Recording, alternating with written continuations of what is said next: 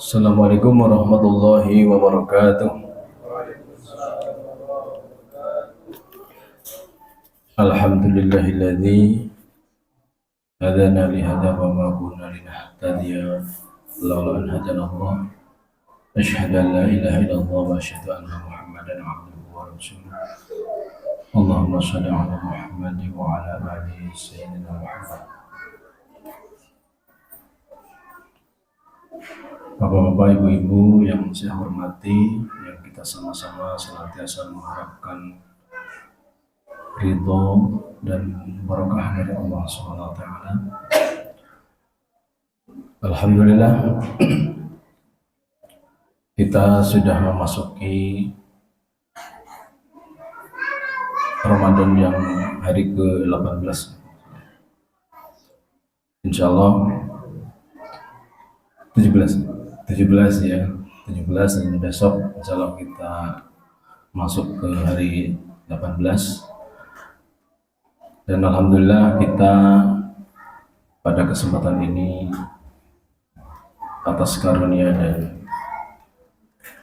kehendak Allah kita bisa berkumpul untuk bisa menjalankan ibadah Ramadan, yaitu sholat Isya berjamaah, sholat tarawih berjamaah.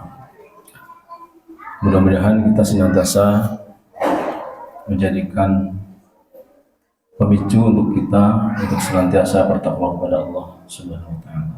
Amin. Dalam Al-Qur'an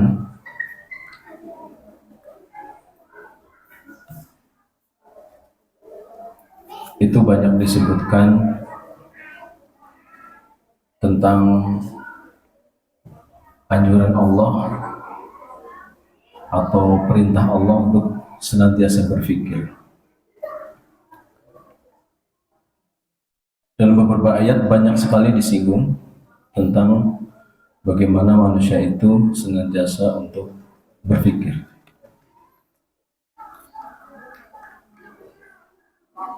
Kurang lebih ada 12 ayat.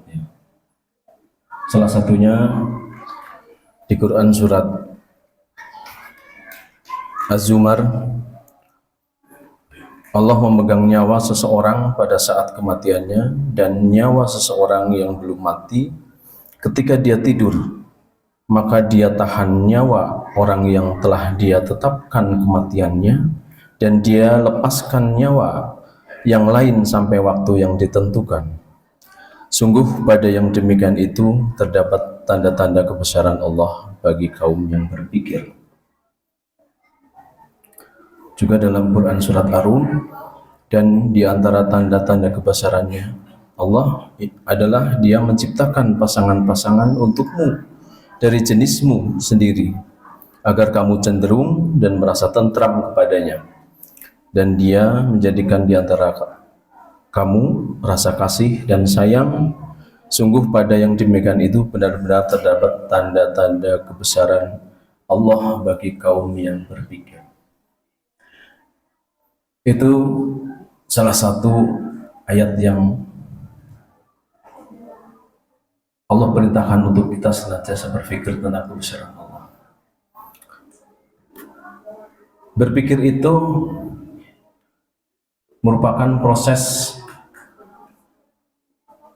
dalam otak kita yang melibatkan otak itu sendiri, kemudian panca indera, dan juga objek atau informasi yang bisa menghasilkan penafsiran, menghasilkan pernyataan ataupun keputusan. Jadi kalau tidak ada di antara unsur tersebut, itu tidak akan terjadi proses berpikir.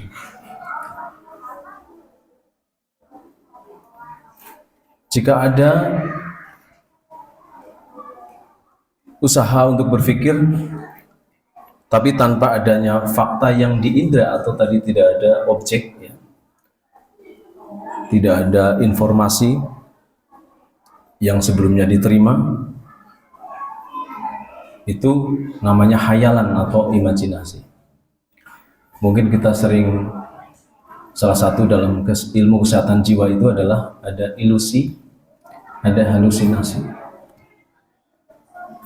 Kalau ilusi itu melihat sesuatu tapi persepsinya lain. Misalkan dulu waktu kita kecil ngaji belum ada listrik, melihat pohon pisang daunnya melambai-lambai, dikiranya pocong. Itu ilusi. Kalau halusinasi itu tidak ada objek sama sekali, tapi kita mempersepsikan itu ada sesuatu. Seperti orang yang, mohon maaf, yang gangguan jiwa, itu ada halusinasi dengar, halusinasi lihat. Itu kalau dalam ilmu jiwa, dalam orang yang mengalami gangguan jiwa itu dalam tahap yang berbahaya ketika ada halusinasi. Bisa halusinasi dia ingin membunuh orang, bisa ada halusinasi dia ingin nyemplung ke sumur, gitu ya. Dia nggak tahu itu objek apa, tapi dia persepsikan sesuatu yang bagi dia itu adalah sesuatu yang tidak berbahaya.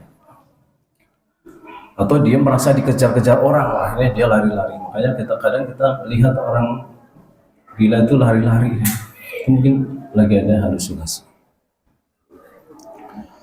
Kalau secara organik, secara organ ya, mungkin yang pernah saya sampaikan di minggu sebelumnya, bahwa di dalam otak kita tuh ada yang namanya prefrontal cortex ya, itu adalah pusat penerima informasi ya dalam otak kita. Jadi segala sesuatu yang kita terima baik dari panca indera mana ya, dari melihat, dari mendengar, dari yang kita rasakan ya, yang kita kecap, itu akan diterima oleh PFC itu ya. Kemudian akan dipersepsikan dalam batang otak ya, nantinya akan direfleksikan ya dalam sebuah penafsiran ya. Misalkan kita melihat sesuatu ya, itu misalkan warna ya, itu dari mata langsung masuk ke tadi PFC, itu akan dipersepsikan. Itu dalam konsep berpikir. Sehingga pentingnya dalam proses berpikir ini adalah yang sangat menentukan nantinya akan menjadi sebuah analisa berpikir yang tentunya akan dipengaruhi oleh akal yang sudah Allah berikan dalam diri kita ya, untuk menentukan sesuatu itu, menilai sesuatu itu adalah objek atau informasi.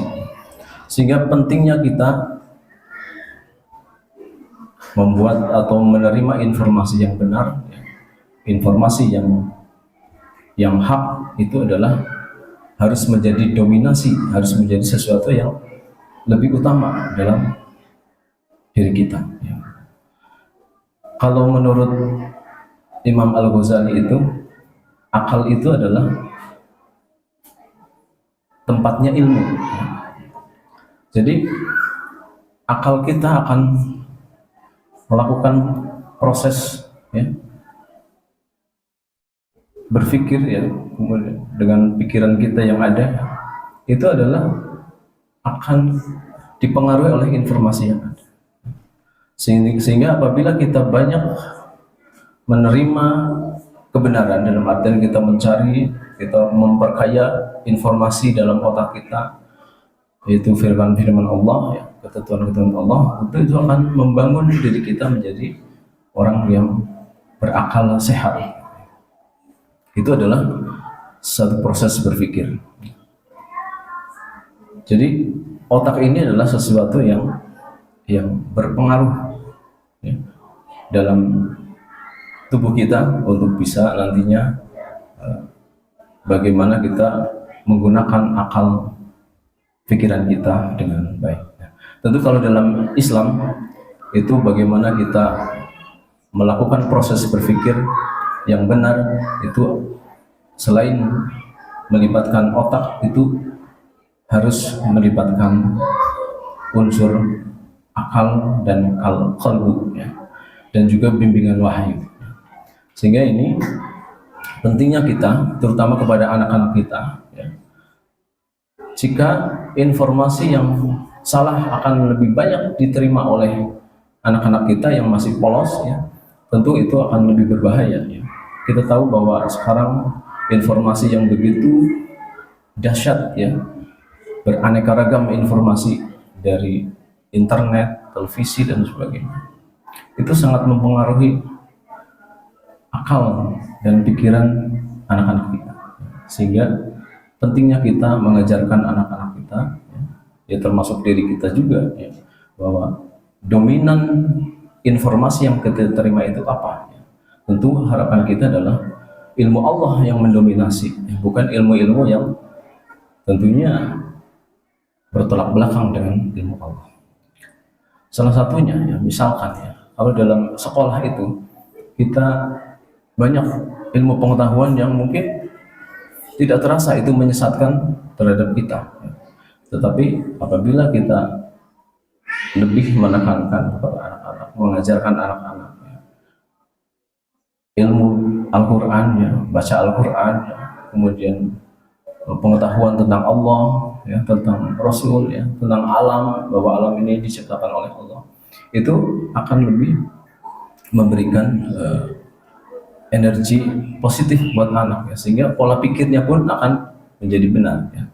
Sehingga itulah pentingnya bahwa kita membangun pola pikir yang benar terhadap anak-anak kita, termasuk kita sendiri. Itu adalah tergantung seberapa besar informasi yang kita terima, ya, dan informasi apa yang kita terima. Sehingga pentingnya di dalam bulan suci Ramadan ini kita memperbanyak pengetahuan tentang Islam tentunya. Itu akan membangun pola pikir kita menjadi pola pikir yang sehat, pola pikir yang benar. Dan ini adalah sesuatu yang memang Allah lebihkan dari diri manusia, bahwa manusia itu memang diberikan kelebihan dibandingkan makhluk-makhluk yang lain. Bahkan seorang peneliti, Jordan Grafman itu dia memberikan pernyataan bahwa yang membedakan antara manusia dengan hewan itu adalah tadi adanya secara organik, ya, secara organ itu adanya tadi PFC tadi, prefrontal cortex tadi. Tetapi dalam versi Al-Quran, versi Allah, itu adalah adanya akal dan pikiran, ya, dan qalbu, ya, qalbu yang ada dalam diri kita, yang membedakan antara manusia dengan makhluk yang lain. Sebagaimana dalam Quran surat Al-Isra, walaqad karamna bani adama wa hamalnahum fil barri wal bahri wa razaqnahum minat thayyibati wa faddalnahum ala katsirin man khalaqna tafdila. Dan sungguh kami telah memuliakan anak dan cucu Adam, dan kami angkut mereka di darat dan di laut, dan kami berikan mereka rezeki dari yang baik-baik, dan kami lebihkan mereka di atas banyak makhluk yang lain yang kami ciptakan. Itu kata Allah. Nah, sehingga patutlah kita syukuri bahwa kita adalah makhluk yang diistimewakan oleh Allah, dikatakan sempurna, dikatakan derajatnya lebih dibandingkan makhluk Allah yang lainnya, karena tadi kita diberikan fasilitas berupa akal dan pikiran. Begitu saja, marilah di kesempatan Ramadan ini kita membangun pikiran kita secara sehat. Kalau bukan, apa yang perlu kita tanamkan? Informasi yang baik, tentu dengan banyak kita mengkaji Al-Quran, ya, mengkaji ayat-ayat Allah, itu akan membangun pola pikir kita yang baik dan sehat. Mungkin itu saja yang bisa saya sampaikan, mudah-mudahan bermanfaat. Mohon maaf atas segala kekurangannya. Billahi taufiq wal hidayah. Wassalamualaikum warahmatullahi wabarakatuh.